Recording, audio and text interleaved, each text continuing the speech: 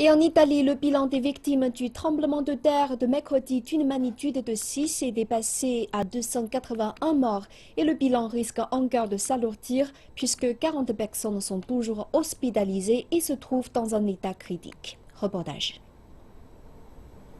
Selon le département de la protection civile du pays, 388 autres personnes ont été hospitalisées, dont 40 d'entre eux se trouvent dans un état critique. On estime que 2500 personnes sont sans abri dans ce qui est maintenant devenu le tremblement de terre le plus meurtrier en Italie depuis 2009. 13 étrangers sont parmi les victimes, y compris 6 Roumains et 3 touristes britanniques. Les sauveteurs continuent à parcourir la ville d'Amatrice qui a été rasée par la catastrophe, mais peu de signes de vie ont été repérés. Les efforts de sauvetage dans la petite ville à flanc de montagne sont de plus en plus compliqués.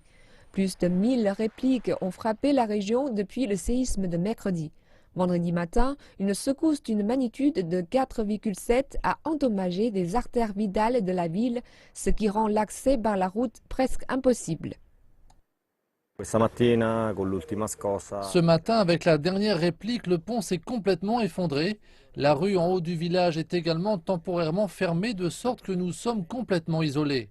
Tous les ingénieurs et les travailleurs de la protection civile et l'armée travaillent maintenant à rétablir au moins une route. L'Italie a déclaré l'état d'urgence dans la région. Les équipes de la protection civile ont dû amener leur matériel à pied dans la ville touchée par le tremblement de terre. On estime que 2500 personnes ont été laissées sans abri par le séisme mortel. Et la ville, choisie l'an dernier comme une des plus belles d'Italie, est aujourd'hui en ruine. Les résidents sont revenus pour ramasser leurs effets personnels. Nous avons rencontré Claudio qui nous a dit comment lui et sa femme ont survécu au tremblement de terre. Mais il est revenu aujourd'hui pour chercher un membre de la famille qui est disparu.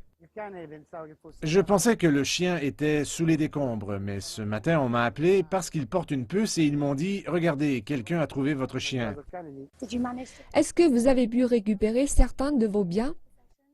Rien, seulement le pyjama que je portais et rien d'autre. Pas de pantoufles, pas de chaussures, tout est sous les décombres. Je n'ai plus aucun document, je n'ai pas d'argent, je n'ai pas ma carte bancaire, ma carte de crédit. Maintenant, nous tentons de comprendre comment nous pourrons régler la situation, c'est tout. Nous essayons de continuer notre vie. Mais pour les résidents évacués, reconstruire leur vie ne sera pas facile. Ils devront probablement passer des mois, peut-être même des années, dans un logement temporaire. Et alors que le gouvernement a promis de reconstruire la région, il est difficile d'imaginer comment les villes et villages historiques complètement détruits par le séisme de mercredi pourront revenir à la normale.